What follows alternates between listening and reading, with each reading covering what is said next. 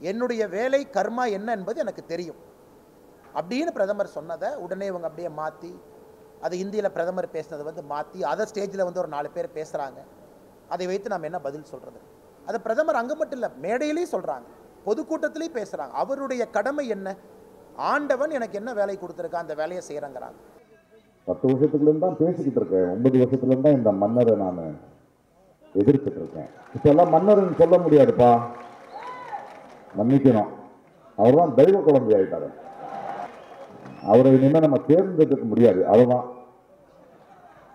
நாட்டுக்கு அவரால் ஏதாவது துன்பம் ஏற்பட்டால் அவரை திட்ட முடியாது. மனுஷனாக நீ என்ன முடியாது. ஏனென்றால் தெய்வம் சோதிக்குதுன்னு தான் நம்ம சொல்லணும். அதனால் நான் இருக்கின்றேன். நான் வந்து நிரந்தர எதிர்க்கட்சி. எந்த கட்சியாக இருந்தாலும் எதிர்க்கிறது மட்டும்தான் என் வேலை. இதெல்லாம் சொல்வதற்கு, பேச்சு கேட்பதற்கு நல்லா இருக்கும். ஒரு நடிகனாக நாம் எல்லோரும் மதிப்பு மரியாதை அளித்திருக்கின்றோம். அதை தாண்டி அரசியலில் அவருடைய குரலுக்கு நான் மதிப்பு மரியாதையும் அளிக்க விரும்பவில்லை. எப்படி நின்னாருன்னு பாருங்க, யாரை எதிர்த்து நின்னாருன்னு பாருங்க. அப்போ காங்கிரஸை பற்றி என்ன பேசினாங்கன்னு பாருங்க, பிஜேபியை பற்றி என்ன பேசினாங்கன்னு பாருங்க. இன்னைக்கு மோடி எதிர்ப்பு என்கின்ற ஒரே காரணத்திற்காக இந்த பக்கம் சேர்ந்து கொண்டு மோடியை திட்டுவது மட்டுமே முழு நேர வேலையாக நடிகர் பிரகாஷ் ராஜ் அவங்க வச்சிருக்காங்க. அப்படி பார்க்கும்போது இந்த தெய்வ மகன் மன்னரை நினைச்சேன் நான். அவனை பாருங்களேன், ஒரு பிரான்சிஸ் ஒரு சர்வாதிகாரி, அவன் ஒரு புஷ்பக விமானத்தில் வருவான், ஒரு தேர்ல நிற்பான், எல்லாரும் பூ போடுவாங்க, மக்கள் வேலிக்கு அந்த பக்கம் தான் நிற்கிறானுங்க. அவனுக்கு என்னைக்கு புரியும் நம்முடைய பசி? மக்களோட ஸ்பர்சம் தெரியாதவன், அந்த மனம் தெரியாதவன், அந்த வேர்வையை தொடாதவனுக்கு எப்போது புரியுமா அவனுக்கு? அவன் தெய்வ மகன் கிடையாது, டெஸ்டியர் தேவி. அவனை அப்படி விட்டுறலாம். நான் வந்து மன்னர் வருவாருங்கிற பயம் எனக்கு இல்லை. அச்சமில்லை அச்சமில்லை அச்சமில்லை என்பவன் நான். நம்மளுடைய பயம்தான் அவனோட பலம். ஒரு சர்வாதிகாரி, ஒரு ராட்சசன் இருக்கான்ல, அவன் ஜெயிச்சு யாரும் எனக்கு எதிர்ப்பு இல்லைன்னு சொல்லும் போது அவனுக்குள்ள ஒரு சின்ன மனுஷன் இருப்பான். அவன் தோக்குறாங்கிற பயம் வந்து அவன் ராட்சசன் ஆவான். அவர் தெய்வமானவனானதுனால ஜோலா எடுத்துக்கிட்டு எங்கேயோ போட்டோம், அது இல்லை. ஆனால் இந்த 10 ஆண்டுகளாக நம்ம அனுபவித்த வழி இருக்குல்ல, அவமானம் இருக்குல்ல, ஒரு பயம் இருக்குல்ல, ஒரு ஆதங்கத்துக்காக அடுத்த 5 வருஷம், அடுத்த 10 வருஷம் இவங்க மீண்டும் வர முடியாத அளவுக்கு நம்ம செயலில் இறங்க வேண்டியதா இருக்கு. நமக்கு தெரிஞ்சவனாக, நம்மளுடைய வழி தெரியுமா, நம்மளுடைய மொழி தெரியுமா, நம்மளுடைய வேர்வை தெரியுமான்னு தெரிஞ்சவன் நீங்க தேர்ந்தெடுக்கணும். அதை விட்டுட்டு ஒரு ஃபுட்பால் மேட்ச் பார்க்குற மாதிரி இருந்தோம்னா அப்படிதான் வச்சிருக்கானுங்க. அப்பதான் இவங்க பழைக்க முடியும். பிரகாஷ் ராஜ் இப்படி பேசுற வரைக்கும் நான் அவங்களுடைய செல்லம். தேர்தல் அரசியலுக்கு வந்தா என்ன உள்ள விட மாட்டாங்க, அது எனக்கு தெரியும். ஆனா மக்களான நமக்கு அவங்களுடைய பலசாலிங்க. நம்ம நான் வந்து முத்துராமலிங்க தேவர் ஐயா பத்தி, அண்ணாதுரை அவங்க பத்தி பேசினா ப்ராசிக்யூஷன் சாங்ஷன் கொடுத்து என் மேல கேஸ் போடுறாங்க. என் மேல முத்துராமலிங்க தேவர் ஐயாக்கு நீங்க ப்ராசிக்யூஷன் சாங்ஷன் கொடுத்து 153A போட்டீங்கன்னா கோயில அசிங்கமா கூம்பா இருக்கும். திருமாவளவன் அவர்கள் மேல என் ப்ராசிக்யூஷன் சாங்ஷன் கொடுக்கல. அதாவது ஆபாசங்கிற வார்த்தையை பயன்படுத்தினாங்க. திருமணத்தில் அந்த புகையெல்லாம் வரும். ஸ்டாலின் அவர்கள் மேல என் ப்ராசிக்யூஷன் சாங்ஷன் கொடுக்கல. அதனால் அண்ணன் திருமாவளவன் அவர்களுக்கு என்னுடைய வேண்டுகோள், பேசும் பொழுது ஒரு பொறுப்போடு ஒரு பாராளுமன்ற உறுப்பினராக அவர் பேசணும். இதே ஒரு நிரந்தரமான போராட்டம் இருக்கு. இந்த மோடி போடுற ஆளுகள் இவனும் வந்தான், ஹிட்லர்ல இருந்து வந்துகிட்டு இருக்கான். இவங்களுக்கு வாழ்ந்த சரித்திரமே கிடையாது.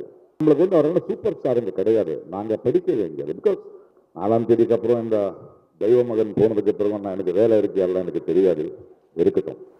நண்பர்களே, இன்று நம்முடைய மாவட்ட தலைவர்கள், அதற்கு மேற்பட்ட மாநில பொறுப்பில் இருக்கக்கூடிய நிர்வாகிகள்கிட்ட ஒரு கலந்துரையாடல் நிகழ்வு, தேர்தலுக்கு பிறகு, குறிப்பாக வாக்கு எண்ணிக்கைக்கு முன்பு கள நிலவரம், சூழ்நிலை, செய்திருக்கக்கூடிய பணி, வாக்கு எண்ணிக்கைக்கு நம்முடைய கட்சியினுடைய தயாரிப்பு, இதெல்லாம் கூட பேசுவதற்கு ஒரு வாய்ப்பு இன்று. நாங்கள் மிகுந்த நம்பிக்கையோடு இருக்கின்றோம். ஜூன் 4ஆம் தேதி 2024 மோடி அவர்கள் 3வது முறையாக தொடர்ந்து ஆட்சி கட்டலில் அமரும் பொழுது, இந்த முறை தமிழகத்திலிருந்து நம்முடைய தேசிய ஜனநாயக கூட்டணி பாரதிய ஜனதா கட்சியினுடைய பாராளுமன்ற உறுப்பினர்கள் செல்வார்கள் என்பதிலே மிகுந்த நம்பிக்கையோடு இருக்கின்றோம். இந்தியா முழுவதும் பார்த்து கொண்டிருக்கின்றோம். தமிழகம் முதல் கட்டம் ஏப்ரல் 19ஆம் தேதி நம்முடைய தேர்தல் நடந்து முடிந்த பிறகு இதுவரை 6 கட்டம் நடந்து முடிந்திருக்கிறது. 486 தொகுதிகளில் தேர்தல் நடந்து முடிந்திருக்கிறது. இன்னும் 57 தொகுதி கடைசி கட்ட வாக்குப்பதிவில் ஜூன் 1ஆம் தேதி இன்னும் 57 தொகுதிகள் மட்டும் பாக்கி இருக்கு. ஆனால் இப்போ இந்த 6 கட்ட வாக்குப்பதிவில் நடந்திருக்கக்கூடிய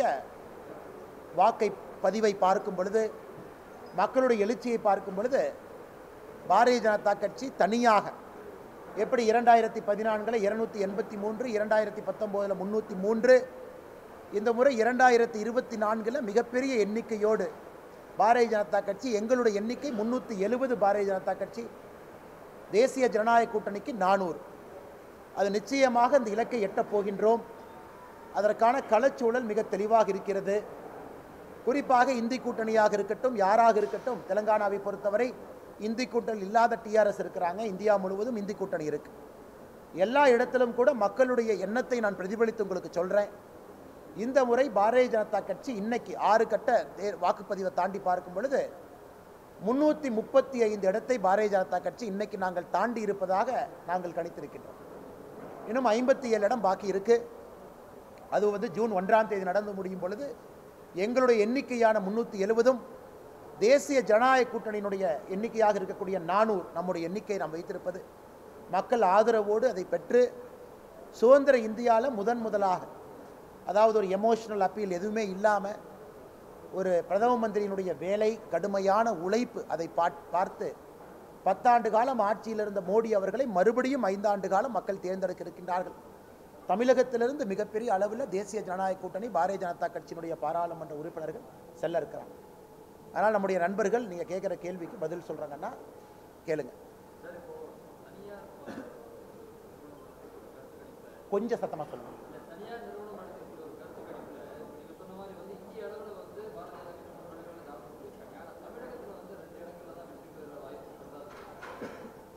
அண்ணா, தமிழகத்தை பொறுத்தவரை முதல் கட்ட வாக்குப்பதிவு தமிழகத்துக்கு இருந்துச்சுங்கண்ணா.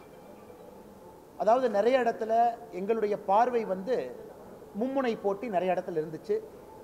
கடைசி ஒரு வாரத்தில் அது இருமுனை போட்டியாக மாறுச்சு. அதனால் தமிழகத்தை பொறுத்தவரை நான் ஏற்கனவே சொல்லியிருக்கின்றேன், தேசிய ஜனநாயக கூட்டணி பாரதிய ஜனதா கட்சி இரட்டை இலக்கு அப்படின்னு ஒரு டார்கெட் வச்சுருக்கோம்னா. ஏன்னா நம்ம தேர்தல் நடந்து முடிஞ்சிருச்சு. அதுக்கப்புறம் உங்கள்கிட்ட நான் என்னோட என்ன பிரதிபலிப்பை நான் சொல்கிறேன். ஏதோ மோட்டிவேட் பண்ணுறக்காக ஒரு நம்பரை நான் சொல்லலை. அதனால் எங்களுடைய இன்டர்னல் அசஸ்மெண்ட் எல்லாமே நம்ம பார்க்குறோம். நிறைய இடத்துல கடுமையான போட்டி நடந்திருக்கு, இல்லை என்று நான் மறுக்கவில்லை. விக்ட்ரி மார்ஜின் ரொம்ப குறைவாக இருக்கலாம், 40,000, 50,000, 30,000 அந்த மாதிரி இருக்கலாம். ஆனால் தேசிய ஜனநாயக கூட்டணியில் பெரிய தலைவர்கள் நின்றுருக்கிறாங்க. தேனியில் பாருங்கள், டிடிவி தினகரன் அவர்கள். தருமபுரி உதாரணத்துக்கு எடுத்துக்கங்க, ராமநாதபுரம் எடுத்துக்கங்க, சிவகங்கை எடுத்துக்கங்க, பெரம்பலூர் எடுத்துக்கங்க, வெள்ளூர் எடுத்துக்கங்க. இந்த நிறைய தலைவர்கள் போட்டி போட்ட ஒரு தேர்தல் தமிழகத்தை பொறுத்தவரை, அதுவும் குறிப்பாக நம்முடைய தேசிய ஜனநாயக கூட்டணியின் சார்பாக. அதனால் எங்களுடைய எண்ணம் ஒரு கம்ப்ளீட் அசஸ்மெண்ட்டுக்கு அப்புறம் நாங்கள் இரட்டை இலக்கு என்பதிலே தெளிவாக இருக்கின்றோம். பாரதிய ஜனதா கட்சியும் தேசிய ஜனநாயக கூட்டணியும் சேர்ந்து.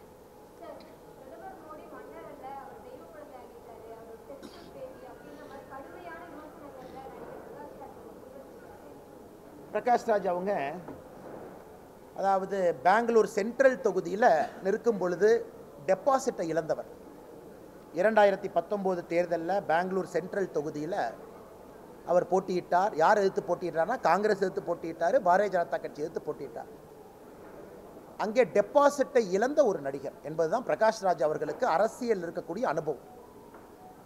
அதனால் நான் இருக்கின்றேன், நான் நிரந்தர எதிர்க்கட்சி, எந்த கட்சியாக இருந்தாலும் எதிர்க்கிறது மட்டும்தான் என் வேலை, இதெல்லாம் சொல்வதற்கு, பேச்சு கேட்பதற்கு நல்லா இருக்கும். ஆனால் இன்னைக்கு லோக்கல் ஸ்டாண்டு என்ன, எதிர்ப்பதை மட்டுமே முழு நேர ஒரு விஷயமாக வைத்து ஒரு நடிகர், ஒரு நடிகனாக நாம் எல்லோரும் மதிப்பு மரியாதை அளித்திருக்கின்றோம். அதை தாண்டி அரசியலில் அவருடைய குரலுக்கு நான் மதிப்பு மரியாதையும் அளிக்க விரும்பவில்லை. இதே பிரகாஷ்ராஜ் நடிகராக நீங்கள் கேளுங்க, நான் சொல்கிறேன், நல்ல ஒரு நடிகர், நிறைய கதாபாத்திரங்கள் பண்ணியிருக்கிறாங்க. அதில் தனிப்பட்ட முறையில் எந்த குற்றச்சாட்டும் நமக்கு இல்லை. அரசியலில் ஒரு அனுபவம் அவ்வளவுதான். 2019 பெங்களூர் சென்ட்ரல் தொகுதியில் பிரகாஷ்ராஜ் அவங்க தேர்தல் நீங்கள் பாருங்கள், எப்படி நின்னாருன்னு பாருங்கள், யாரை எதிர்த்து நின்னாருன்னு பாருங்கள். அப்போ காங்கிரஸை பற்றி என்ன பேசினாங்கன்னு பாருங்கள், பிஜேபியை பற்றி என்ன பேசினாங்கன்னு பாருங்கள். இன்றைக்கி மோடி எதிர்ப்பு என்கின்ற ஒரே காரணத்திற்காக இந்த பக்கம் சேர்ந்து கொண்டு மோடியை திட்டுவது மட்டுமே முழு நேர வேலையாக நடிகர் பிரகாஷ்ராஜ் அவங்க வச்சுருக்காங்க. மற்றபடி அதை நாங்கள் சீரியஸாக எடுத்துக்கலிங்க. அதே நேரத்தில் பிரதமர் அவருடைய இன்டர்வியூ, உதாரணத்திற்கு பிரதமர் அவர்கள் இன்னைக்கு கிட்டத்தட்ட 40 தொலைக்காட்சி நிறுவனத்திற்கு மேலே இன்டர்வியூ கொடுத்துருக்காங்க. அதில் நமக்கு ஒரு பெருமை என்னென்னா, அந்த முதல் இன்டர்வியூவே தமிழ்நாடு சார்ந்த ஒரு தொலைக்காட்சியிலேருந்து ஆரம்பித்தாங்க. பாரம்பரிய உடையில் முதல் இன்டர்வியூ, பிரதமருடைய ஃபர்ஸ்ட் நேஷனல் இன்டர்வியூ இந்த எலெக்ஷன் டைமில் ஒரு தமிழ் ஊடகத்துக்கு கொடுத்து தான் ஆரம்பித்தாங்க. ஸோ எல்லா இடத்துலையும் பேசுனாங்க. ஸோ பிரதமர் ஹிந்தியில் பேசுனது புரிஞ்ச விட்டவங்க எல்லாத்துக்குமே தெரியும். பிரதமர் அவர்கள் என்ன பேசுனாங்க, அர்த்தம் என்னன்னு அது உங்களுக்கும் தெரியும். குறிப்பாக பிரதமர் அவர்கள் என்ன சொன்னாங்கன்னா, இங்கே ஒரு வேலையை செய்வதற்காக அனுப்பப்பட்டவன் நான், என்னுடைய வேலை கர்மா என்ன என்பது எனக்கு தெரியும் அப்படின்னு பிரதமர் சொன்னதை உடனே இவங்க அப்படியே மாற்றி, அது ஹிந்தியில் பிரதமர் பேசினதை வந்து மாற்றி அதை ஸ்டேஜில் வந்து ஒரு 4 பேர் பேசுகிறாங்க. அதை வைத்து நாம் என்ன பதில் சொல்கிறது? அது பிரதமர் அங்கே மட்டும் இல்லை, மேடையிலையும் சொல்கிறாங்க, பொதுக்கூட்டத்திலையும் பேசுகிறாங்க. அவருடைய கடமை என்ன? ஆண்டவன் எனக்கு என்ன வேலை கொடுத்துருக்கா, அந்த வேலையை செய்கிறேங்கிறாங்க. அதனால் இதை திரிச்சு பேசுகிறவங்ககிட்ட நம்ம என்ன பதில் சொல்கிறது மேடம்?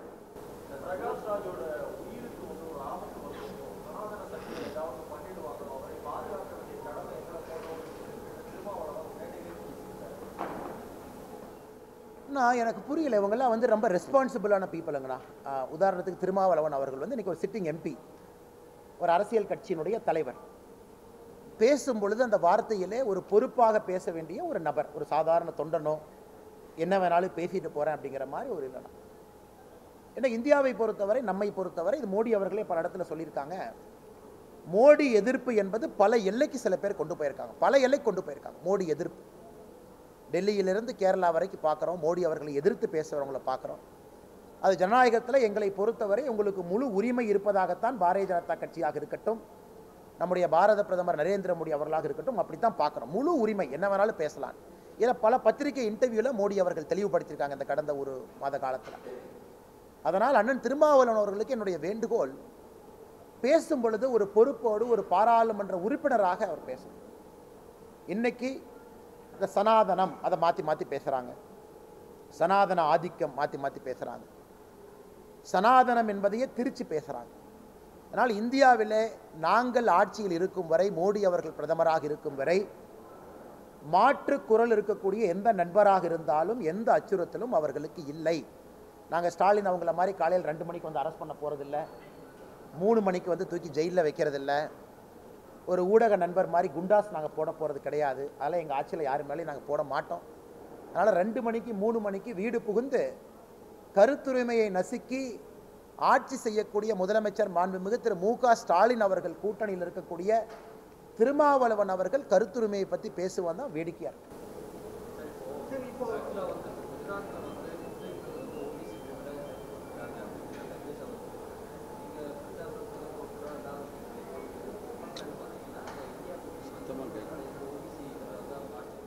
ஆனால் இஸ்லாமியர்கள் வந்து ஓபிசி பிரிவில் பல இடத்துல இருக்காங்க. உதாரணத்திற்கு நான் தான் சொல்கிறேன், ஃபுல்லாக கேளுங்க, பல இடத்துல இருக்காங்க. தமிழகத்தில் கலைஞர் கருணாநிதி அவர்கள் இருக்கும் பொழுது 3.5% இஸ்லாமியர்கள், கிறிஸ்தவர்கள், அதன் பிறகு கிறிஸ்தவர்கள் வேண்டான்னு சொன்னாங்க. ஆனால் ரூல் என்னன்னாங்கன்னா, ஒரு இஸ்லாமியரை ஓபிசி பிரிவில் கொண்டு வர்றீங்கன்னா அந்த இஸ்லாமியர் சப் கம்யூனிட்டியை டெஸ்ட் ஆஃப் பேக்வர்ட்னஸை நீங்கள் ப்ரூவ் பண்ணணும். அதாவது இஸ்லாம் கம்யூனிட்டிக்குள் இருக்கக்கூடிய உட்பிரிவை, இஸ்லாமுங்கிறது ஒரு இந்து மாதிரி ஒரு பேராக இருந்தாலும் கூட உள்ள உட்பிரிவு இருக்கு, அந்த உட்பிரிவில் இருக்கக்கூடிய இஸ்லாமை டெஸ்ட் ஆஃப் பேக்வர்ட்னஸை பாஸ் பண்ணாங்கன்னா அவங்க ஓபிசிக்குள்ள இருப்பாங்க. இது காலங்காலமாக நம்முடைய நாட்டில் இருக்கக்கூடிய நடைமுறை. இப்ப கர்நாடகா போன்ற காங்கிரஸ் ஆளுகின்ற மாநிலத்தில் எல்லா இஸ்லாமியர்களும் ஓபிசி, அதை எதிர்க்கிறோம். தெலங்கானால இதற்கு முன்பு காங்கிரஸ் ஆட்சியில் முஸ்லீம் அண்ட் கிறிஸ்டியன் ரிலீஜனுக்காக கோட்டா கொடுக்கிறோம், எதிர்க்கிறோம். ஏன்னா ஓபிசி என்பது எல்லா ஹிந்து ரிசர்வேஷன் கான்ஸ்டிடியூஷன் இடம் கிடையாதுங்க, எல்லா முஸ்லீம் ரிசர்வேஷன் கிடையாது, எல்லா கிறிஸ்டியன் ரிசர்வேஷன் கிடையாது. ஆனால் முஸ்லீம் கம்யூனிட்டியில் இருக்கக்கூடிய சில முஸ்லீமுக்கு ஓபிசியில் டெஸ்ட் ஆஃப் பேக்வர்ட்னஸ் பாஸ் பண்ணால் அவங்களுக்கு ரிசர்வேஷன் இருக்கு. அது சுப்ரீம் கோர்ட்லேயே சேலஞ்ச் பண்ணி தெலங்கானாவில் வெறும் முஸ்லீமாக ரிசர்வேஷன் கொடுத்த ஸ்ட்ரைக் டவுன் பண்ணி முஸ்லீம் கம்யூனிட்டிக்குள்ள உட்பிரிவு எடுத்து அதில் எந்த பர்டிகுலர் உட்பிரிவு பேக்வேர்டாக இருக்கிறாங்கன்னு ப்ரூவ் பண்ணால் அலோவ் பண்ணுறேன்னு சொல்லி அலோவ் பண்ணியிருக்காங்க. அதனால் நண்பர்களுக்கு நான் சொல்லக்கூடிய கருத்து என்னன்னாங்க, நாங்கள் எதிர்ப்பது religion based reservation. Religion based reservation குஜராத்லேயும் எல்லா முஸ்லீம் ஓபிசி கிடையாது, குஜராத்லேயும் எல்லா கிறிஸ்டியன் ஓபிசி கிடையாது. அதே போல தமிழகத்தில் அதே போல இன்னைக்கு இருக்கக்கூடிய தெலங்கானால எல்லா முஸ்லீமும் ஓபிசி கிடையாது. கர்நாடகா ஸ்ட்ரக் டவுன் ஆனோடனே கர்நாடகா என்ன பண்றாங்கன்னா எல்லா முஸ்லீமும் ஓபிசிங்கிறாங்க. அது இன்னைக்கு ஸ்ட்ரக் டவுன் ஆயிருக்கு. ஆனால் நாங்கள் திரும்ப திரும்ப உங்களிடம் நண்பர்கள்ட்ட சொல்வது ரிலீஜியன் பேஸ்டு ரிசர்வேஷன். நான் முஸ்லீம் என்கின்ற அடையாளத்திற்காக எனக்கு ஓபிசி கொடுங்க, அது தவறு. முஸ்லீமுக்குள்ள இருக்கக்கூடிய உட்பிரிவில் பேக்வர்டா இருக்கக்கூடிய சில கிளாஸுக்கு ஓபிசி கொடுங்க, அது அலோட். இதைத்தான் அனைத்து இடத்திலும் சொல்லுகின்றோமோ தவிர கர்நாடகாவில் அசம்பிளி எலெக்ஷன் சமயத்தில் பிஜேபி என்ன சொல்லுச்சுன்னா முஸ்லீம்னு கொடுத்திருக்க ரிசர்வேஷன் நாங்கள் எதிர்க்கிறோம், அதை எஸ்சி எஸ்டிக்கு பிரித்து கொடுக்குறோம், அதை ஓபிசி கம்யூனிட்டி லிங்காயத்தா இருக்கட்டும் கவுடாவா இருக்கட்டும் ஜாஸ்தி பண்றோம். இதே இஸ்லாமில் ஒரு அரசு டெஸ்ட் ஆஃப் பேக்வர்ட்னஸ் பண்ணி குறிப்பிட்ட சமுதாயம் இஸ்லாம் மதத்துக்குள்ள இவங்க ஓபிசியா கொண்டு வர வேண்டும் என்றால் இன்னைக்கு அரசியலமைப்பு சட்டத்தில் இடம் இருக்கு. இதை புரிஞ்சுக்கணும். குஜராத்திலும் அதான் நடந்திருக்கு.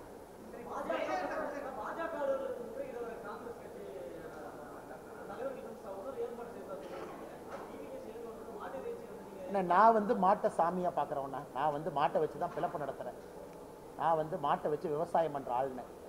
அதனால் அதுக்கு நீங்கள் மாட்டுக்கறி சாப்பிட்றவங்கள போய் நீ சாப்பாடாதேன்னு நான் சொல்ல போகிறது கிடையாது. அது உங்களுடைய உரிமை. நம்ம நாட்டில் உங்களுக்கு என்ன உணவு வேணுமோ நீங்கள் சாப்பிடுங்க, நான் உங்கள் கையை பிடிச்சி சாப்பிடாதீங்கன்னு நான் சொல்ல போகிறதில்ல. நான் மாட்டை வச்சு வரேன். இப்போ என் வீட்டுக்கு நீங்கள் விருந்தினராக வந்தால் ஃபோன் பண்ணி என்ன சொல்லுவீங்க? அண்ணா வீட்டுக்கு வர்றேன், அண்ணா எனக்கு வந்து இந்த சாப்பாடு இப்படி வறுத்து வைங்கன்னு எங்கேயும் கேட்க மாட்டோம். எங்களுடைய அலுவலகத்திற்கு யார் வந்தாலும் வரவேற்கின்றோம்.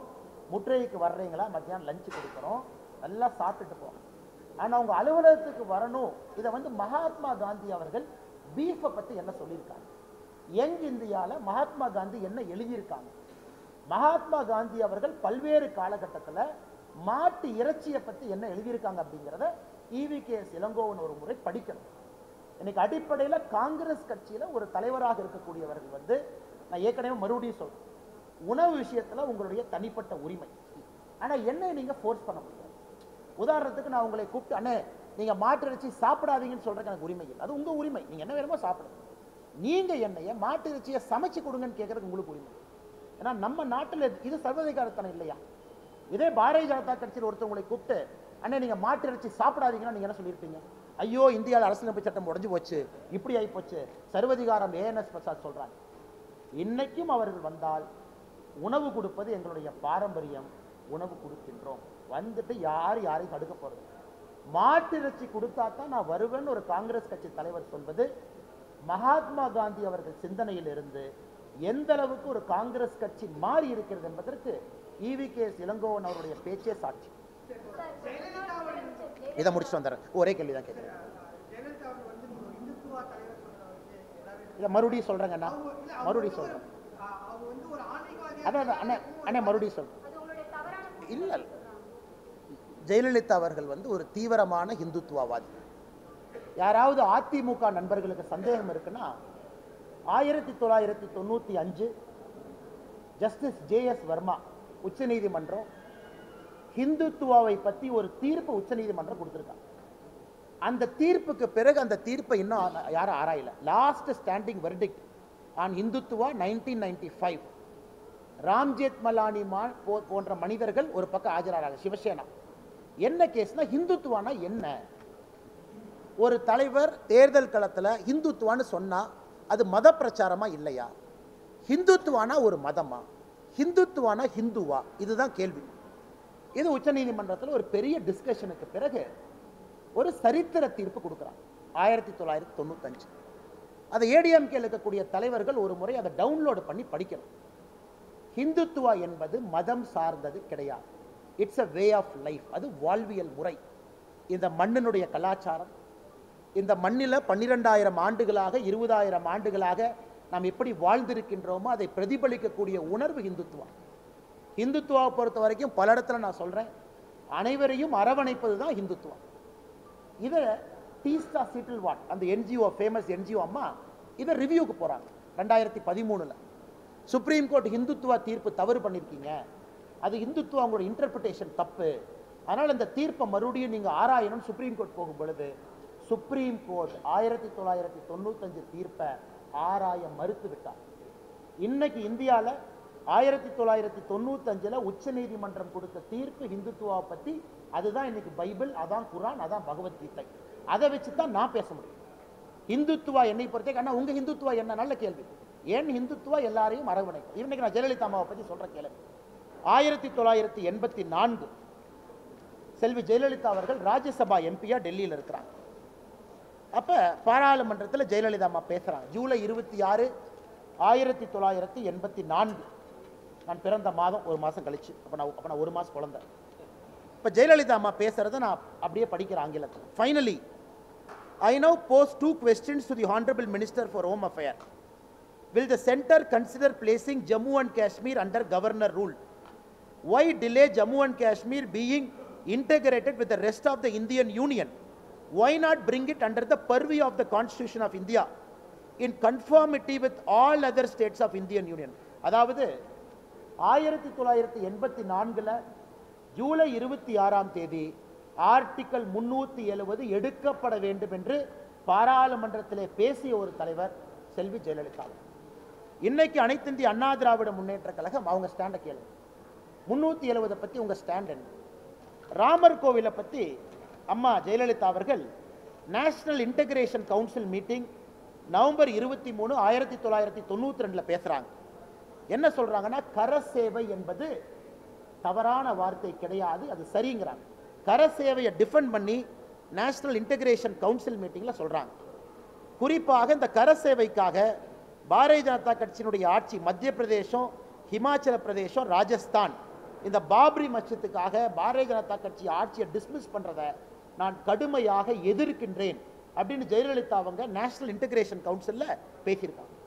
1993 செல்வி ஜெயலலிதா அவர்கள் அம்மா அவர்கள் ஏடிஎம்கே தொண்டர்கள்ட்ட 20 லட்சம் கையெழுத்து இயக்கம் நடத்துறாங்க.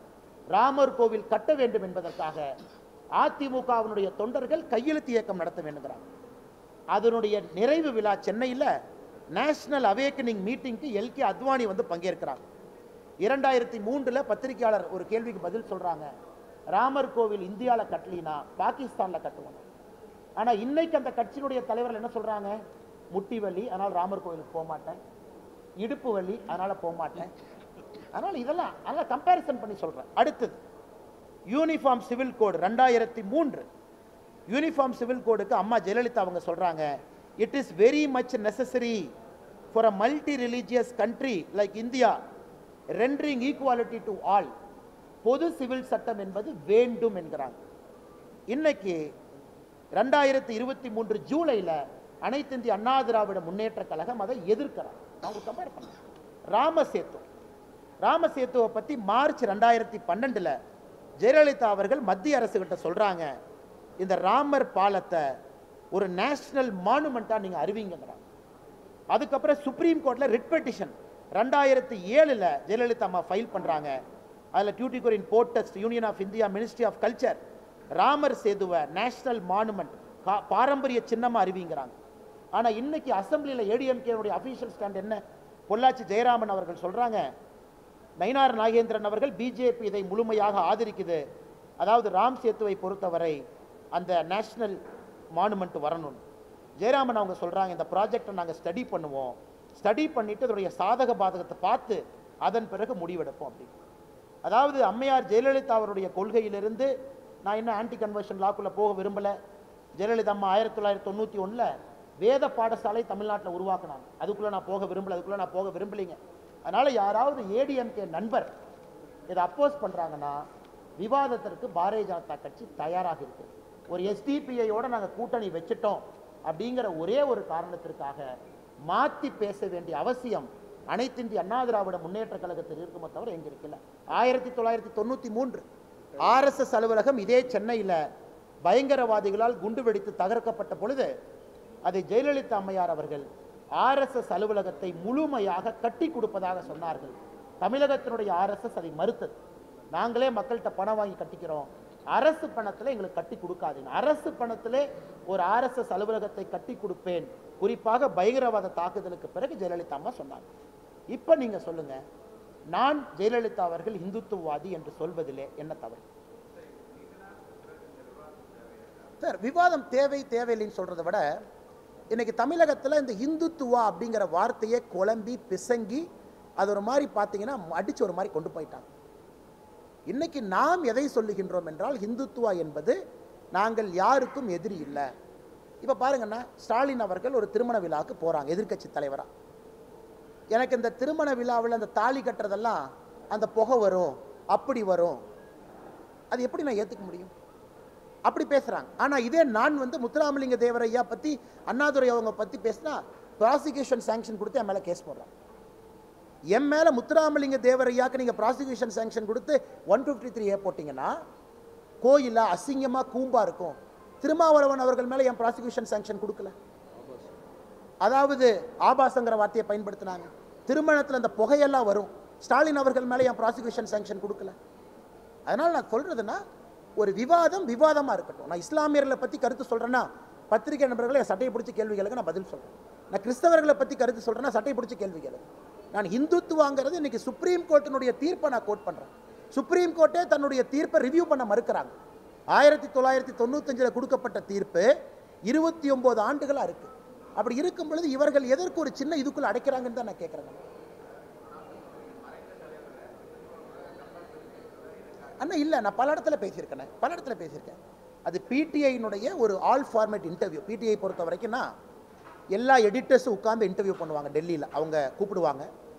எல்லா கேள்வி, அது ஓப்பன் ஹவுஸ் செஷன், என்ன கேள்வினாலும் கேட்கலாம், நம்ம பதில் சொல்லணும். கிட்டத்தட்ட 20 பேர் இன்டர்வியூ பண்ணுவாங்க. அந்த பிடிஐலாம் ஒருத்தரப்ப 20 பேர் இன்டர்வியூ பண்ணுவாங்க. அவங்க எடிட்டர்ஸு, பொலிட்டிக்கல் எடிட்டர், எல்லா எடிட்டரும். ஸோ அதில் நான் எப்பொழுதுமே சொல்வதைத்தான் தொடர்ந்து சொல்கிறேன். இன்றைக்கி இவர்கள் குழம்பி போய் கிடக்கிறாங்க. அறிக்கை, அதை ஒருத்தர் அப்போஸ் பண்ணுறாங்க. நான் ஜெயலலிதா அவர்கள் இஸ்லாமியர்களுக்கும் கிறிஸ்தவர்களுக்கும் எதிரின்னு எங்கேயுமே சொல்லலையே. யார் நினச்சி தான் போனாங்க. ஹிந்துத்துவாங்கிற வார்த்தையை மாற்றி அதை அப்படியே பிஜேபி மேலே ஒட்ட வைக்கிறாங்க. பிஜேபி ஹிந்துத்துவா கட்சினா பிஜேபி இஸ்லாமியர்களுக்கும் கிறிஸ்தவர்களுக்கு எதிரிங்கிறாங்க. அதை தெளிவுபடுத்துவதற்கும் பத்திரிகை நண்பர்கள் மூலமாக ஒரு வாய்ப்பாக அதை நான் பார்க்குறேன். வேற ஒன்றும் இல்லைங்க. அண்ணா இந்துத்துவா என்பது எல்லாரையும் அரவணைக்கிறது. 2 மதத்தை சார்ந்து போவது இந்துத்துவா அல்ல, அல்லது இந்து மதத்தை மட்டும் சார்ந்திருப்பது இந்துத்துவா அல்ல. இன்னைக்கு அவங்களுடைய நிலைமை என்ன? ராமர் கோயிலுக்கு போங்க, மாஸ்க்கு போங்க, இஃப்தார் விருந்து நடத்துங்க, சர்ச்சுக்கு போங்க. இதைத்தான் நாங்கள் பண்ணுறோம். பாரதிய ஜனதா கட்சி இஃப்தார் விருந்து நடத்துகிறோம், கிறிஸ்மஸ் நடத்துகிறோம், ராமர் கோயிலுக்கு போகிறோம். பட் நான் அங்கே போக மாட்டேன், அங்கே போனால் இப்படின்னா அது எப்படி இது செக்குலரா? அண்ணே ஒரு நிமிஷம் இங்கே முடிச்சுட்டு இங்கே வரேன். முதல் ஆளாக போயிருப்பாங்க. முதல் ஆளாக போயிருக்கிறது மட்டும் இல்லை, ரொம்ப சந்தோஷப்பட்டிருப்பாங்க. இது இந்தியாவில் யாருமே ராமர் கோவிலை பற்றி ஒரு தீவிரமான பாரதிய ஜனதா கட்சியினுடைய தொண்டன் சொல்வதை விட காரசாரமாக பேசினவங்க. அதனால் ஜெயலலிதா அவர்களை பொறுத்தவரை இது இந்தியாவினுடைய ஒரு பாரம்பரிய அடையாளமாகத்தான் ராமர் கோயிலை பார்த்தாங்க. அதனால் இன்னைக்கு அந்த தலைவர்கள் மாற்றி பேசுறதுக்காக நாம இந்துத்துவ டெஃபினேஷனை மாற்ற முடியாது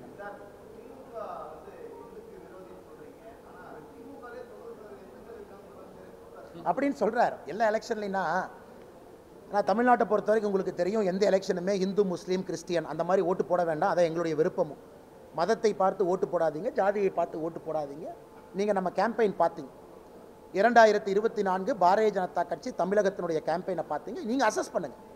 நான் இன்றைக்கி பேசுறதுலேருந்து மாற்றி பேசுனா நீங்கள் அசஸ் பண்ணுங்க. அண்ணே நீங்கள் ப்ரெஸ் மீட் ஒன்று சொல்கிறீங்க, ஆனால் உங்கள் கேம்பெயின் ஒன்று சொல்கிறீங்க.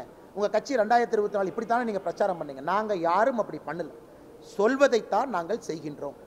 ஆனால் திமுகவை பொறுத்தவரை உள்ளொன்றை வைத்துக்கொண்டு புறம் ஒன்று நாங்கள் பேசலாம். மேடம் இங்கிலீஷ் தனியாக பண்ணுறது முடிச்சுட்டு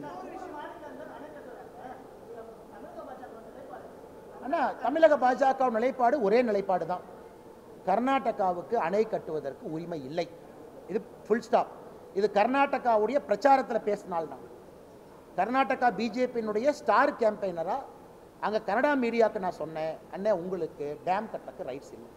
இதை தயவு செஞ்சு அண்ணாமலை தமிழ்நாட்டிலேருந்து வந்திருக்கான், வாயை பிடிங்கி டிஆர்பி பண்ணலான்லாம் பண்ணாதீங்க. நான் ஹானஸ்ட்டாக சொல்கிறேன், உங்களுக்கு இல்லைண்ணே, கனடா ப்ரெஸ்ஸுக்கு நான் ஹானஸ்ட்டாக சொல்கிறேன்னே. இந்த எலெக்ஷன்லேயும் சொன்னேன், கனடா ப்ரெஸ்ஸுக்கு ஹானஸ்ட்டாக சொல்கிறேன், வாயை பிடிங்கி டிஆர்பிலாம் பண்ணாதீங்க, உங்களுக்கு உரிமை இல்லை. நீங்கள் கேள்வி கேட்பது. இங்கே செல்வ பெருந்தகை என்ன சொல்கிறாரு? மத்திய இராணுவத்தை கூப்பிடணும். இப்போ எதுக்கு காங்கிரஸ் கட்சியில் இருக்கீங்க? அவர் ஒரிஜினல் காங்கிரஸாக இருந்தால் அந்த மாதிரி பேச மாட்டாங்க. நேற்று வந்த காங்கிரஸ்காரராக இருந்தால் இராணுவத்தை கூப்பிடணுமா? அங்கே யார் இருக்கா ஆட்சியில்? உங்கள் தலைவர்கள் ஆட்சியில் இருக்கு.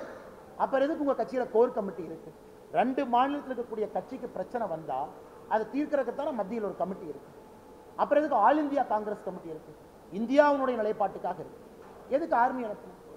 ஒரு ஃபோன் போட்டு நீங்க இங்கிருந்து ஒரு டெலிகேஷன் எடுத்துக்கிட்டு தமிழ்நாட்டினுடைய காங்கிரஸ் டெலிகேஷன் போய் சித்தராமையா பார்க்க முடியாதா? இவர் இங்கிருந்து போனா பார்க்க மாட்டாரா? கர்நாடகா பிரச்சாரத்துக்கு எத்தனை தமிழ்நாடு காங்கிரஸ்காரங்க வந்தாங்க? நான் பல தமிழ்நாடு காங்கிரஸ்காரங்களை பெங்களூர்ல தும்கூர்ல பார்த்தேன். ஒரு 5 நிமிஷம் ஒரு ஆட்டோ எடுத்துட்டு சித்தராமையா வீட்டுக்கு போய் அண்ணே இதை பண்ணாதீங்கன்னு சொல்றதுக்கு எவ்வளவு நேரம்? என்ன நாடக நடிகர் மாதிரி நடித்துக் கொண்டிருக்கின்றார் அண்ணே. கேரளாவில் இவர்கள் செய்திருப்பது மிகப்பெரிய அநியாயம். முல்லை பெரியாரை இடித்து கட்டுவதற்கு எந்த உரிமை இல்லை. இந்த பேபி அன்னைக்கு 2 கொத்தனார் அனுப்பிச்சோம். எத்தனை வருஷம் ஆச்சு? அந்த கொத்தனார் எங்கே போனாங்கன்னே தெரியாது. எப்போ கேட்டாலும் கொத்தனார் போயிருக்கிறாங்க, அணையை ஸ்ட்ரென்தன் பண்ணுறோம். அப்புறம் துரைமுருகனை கேட்டால் ஒரே ஸ்டாண்டு சொல்லுவார், அது வந்து உச்ச நீதிமன்றத்துக்கு போகும். ஆனால் இவங்களாம் இந்தி கூட்டணி. இன்னைக்கு இப்படி இருக்கிறவங்க ஒருவேளை ஆட்சிக்கு வந்தால் என்னன்னு யோசிப்பாங்க. நான் இன்னைக்கு சொல்வதுன்னு, டெல்லியில் ஆம் ஆத்மி கட்சி காங்கிரஸ் தோஸ்தி, 100 கிலோமீட்டர் பஞ்சாப்ல எதிரி. தமிழ்நாடு, கேரளா, ஆந்திரா, கர்நாடகா தண்ணி பிரச்சனை உங்களுக்கு தெரியும், ஒரே கூட்டணி. இவங்க ஆட்சிக்கு வந்தா என்ன ஆகும் மட்டும் நீங்க யோசிச்சு பாருங்க. நாங்க ஆட்சியில் இருந்திருக்கோம், பாரதிய ஜனதா கட்சி கர்நாடகா ஆட்சியில் இருந்திருக்கு. அன்னைக்கு பாரதிய ஜனதா கட்சி எதிர்த்து உண்ணாவிரதம் நடத்தி காட்டி இருக்கின்றோம். உண்ணாவிரதம் தஞ்சாவூர்ல மேகதாத்து அணை கட்டக்கூடாது என்று பாரதிய ஜனதா கட்சி உண்ணாவிரதம் நடத்தும். ஏன்னா கேட்டீங்க, நண்பர்கள் கேட்டீங்களா, அண்ணே பாஜக ஆட்சியில் இருக்கு, ஏன்னு? எங்கள் உரிமைக்கு நாங்கள் போராடுகின்றோம். காங்கிரஸ் உண்ணாவிரதம் நடத்த சொல்லுங்க. சாப்பாடு கொடுக்குறோன்னா உண்ணாவிரதம் முடிச்சு பீஃப் கேட்பாங்க. சீமானண்ண விடுங்கண்ணே, பாவனே அவர் ஏழை. விஜயலட்சுமி அக்கா பேசுறப்பெல்லாம் சீமானண்ணன் எம்எல்ஏ கிளம்பி வருவார். அவர் மாத்திர விஜயலட்சுமி அக்கா அங்கிருந்து அட்டாக் பண்ணுவாங்க. உடனே சம்பந்தம் இல்லாமல் சீமானண்ணன் எம்எல்ஏ அட்டாக் வருவார். அண்ணே நான் சீமானண்ணன் வம்பு கிழக்கலாம், அவர் விஜயலட்சுமி அக்காவுக்கு பதில் சொல்லணும். எங்கிட்டதுக்கு அவர் பேசல. அண்ணே நான் வம்பு கிழக்கலாம். அண்ணே நான் பெருந்தன்மையா சொல்றேன், ஜூன் 4ஆம் தேதி ரிசல்ட்டை நீங்க பார்க்க போறீங்க. இன்னைக்கு பாரதிய ஜனதா கட்சி திராவிட கட்சிகள் இல்லாம தனிச்சு நிக்கிறோம். 19 இடத்துல நிக்கிறோம், 4 இடத்துல சிம்பிள் நிக்கிறோம். நீங்க சீமானண்ணனை பிஜேபியினுடைய 23 இடத்துல கம்பேர் பண்ண. நான் சொல்வது பக்கத்துல சொல்ல, -30% அவர் கொடுக்குறாங்க. நாங்க வாங்கின ஓட்டுல இருந்து 30% மைனஸ் பண்ணிக்கணும். அப்ப பக்கத்துல வர்றாருன்னு பாருங்க. சரி, உங்களுக்காக நீ நல்ல ஒரு மாதிரி தெரியுதுங்க, இன்னும் ஒரு -20% டிஸ்கவுண்ட், அப்படின்னா -50% டிஸ்கவுண்ட் கொடுக்குறேன். நான் அண்ணன் அவர் அரசியல் கட்சி நடத்துறாரு, நல்லா இருக்கும். நான் அவரை கட்சி இழுத்து மூடுங்கலாம் நான் சொல்ல விரும்பல. இதே இதுக்கு முன்னாடி என்ன சொன்னாரு, மக்கள் நல கூட்டணியை விட 1 ஓட்டு அதிகமா வாங்குவேன். அண்ணன் யாரோ எடிட்டர் சரியா பிடிச்சாரு, கட்சியை கலைச்சிருவேன். கரெக்டா எலெக்ஷன் முடிஞ்சு 2016 கேட்டாங்க, அதை நான் சொன்னேன். ஆனா என்ன அப்படின்னா, அதனால சீமானன் அந்த தர்ம சங்கடத்துல நான் விட விரும்பல. அவர் கட்சி நடத்தட்டும். தமிழகத்துல சீமான் அவருடைய குரல் முக்கியமான குரல், அந்த குரல் இருக்கணும். ஆனால் நான் வந்து விவாதத்துக்கெல்லாம் வரல. சீமானன் மீது மரியாதை இருக்கக்கூடிய நபர் நான். சம்பந்தமே இல்லாத ஏதோ ஒன்று டைவர்ட் பண்றதுக்கு எங்க மேல விட வேண்டாம் தான் நான் சொல்றேன். இதை பண்ணிட்டா அப்புறம் ஜூன் 4ஆம் தேதி உங்க மூஞ்சியை நான் பார்க்கணும், எங்க மூஞ்சி நீங்க பார்க்கணும். அதனால தேவையில்லாத ஏன் அந்த போட்டிக்கு அவர் வராருன்னு எனக்கு தெரியும்.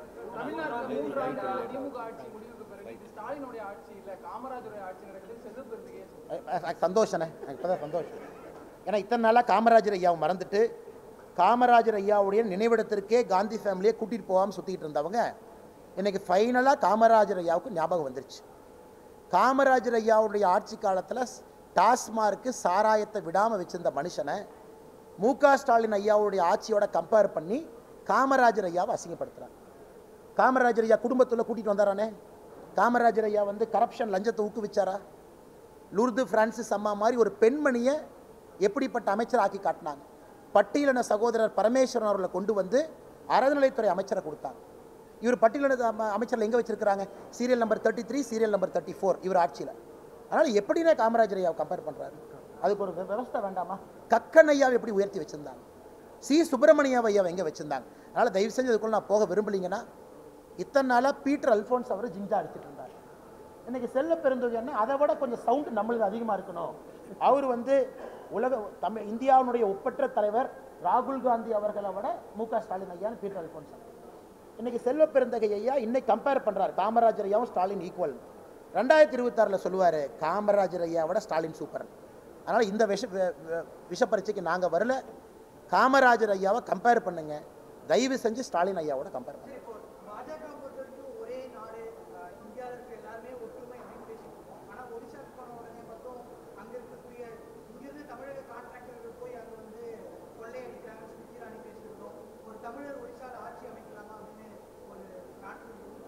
ஆனால் இன்னைக்கு பாரதிய ஜனதா கட்சியினுடைய அரசியல் வரலாற்றில் பல ஆண்டுகளுக்கு பிறகு ஒரு தமிழனை, குறிப்பாக பாரதிய ஜனதா கட்சியினுடைய மாநில தலைவரை ஆல் இந்தியா டெல்லி கேம்பெயினர் லிஸ்ட்டில் வச்சிருக்காங்க. பாருங்க, அது ஒரு தமிழனுக்கு கிடைச்ச கௌரவமாக நான் பார்க்குறேன். அண்ணாமலையோ ஒரு பாரதிய ஜனதா கட்சியினுடைய மாநில தலைவராக பார்க்குறேன்.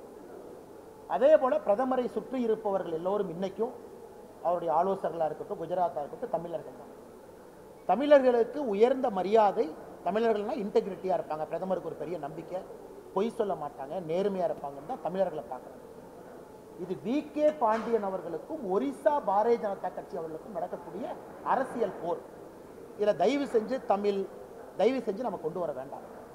ஒரிசாவில் இருக்கக்கூடிய பல லட்சக்கணக்கான தமிழர்களை வி.கே. பாண்டியன் அவங்க ரிசைன் பண்ணுற வரைக்கும் நாங்கள் டச் பண்ணி, ரிசைன் பண்ணுற வரைக்கும் நாங்கள் தொடரல. அவர் 12 வருஷம் நவீன் பட்நாயக் அவங்க அட்வைசராக இருந்தாங்க. ஒரு வார்த்தை நாங்கள் பேசல, ஏன்னா ஒரு ஐஏஎஸ் ஆஃபீஸர். ரிசைன் பண்ண பிறகு பொலிட்டிக்கலாக பேச ஆரம்பித்த பிறகு நாங்கள் பேசுகிறோம். அதனால் தயவு செஞ்சு வி.கே. பாண்டியன் அவர்களை பிஜேடி நவீன் பட்நாயக் அவர்களுடைய ஆலோசகராக, அந்த கட்சியினுடைய ஒரு முக்கிய தலைவராக நாங்கள் பேசுகிறோம். அதில் ஒரிசாவில் ஒரு வித்தியாசமான அரசியல் போகுது.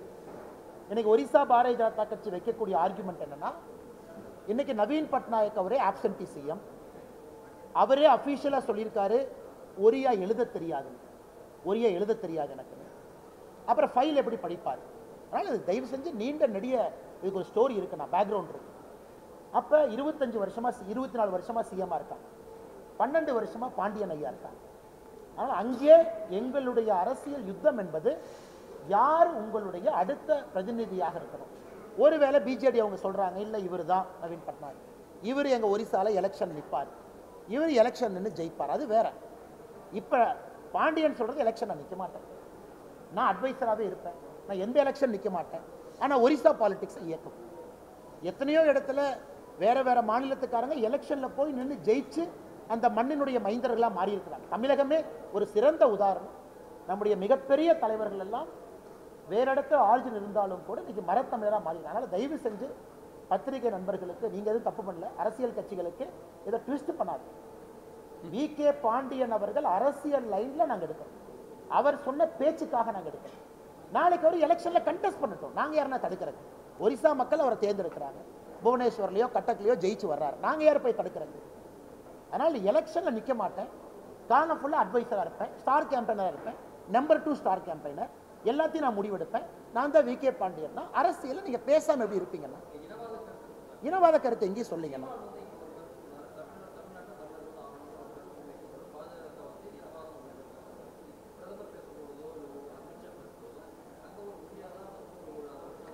அண்ணா, தமிழர் ஆளணும் அப்படிங்கிறது, தமிழர்கள்ங்கிறது என்னன்னா, லெட் அஸ் டிஃபைன் தட். அண்ணா கரெக்ட், சீமான் என்ன சொல்ற கருத்தை டிஃபைன் பண்ண.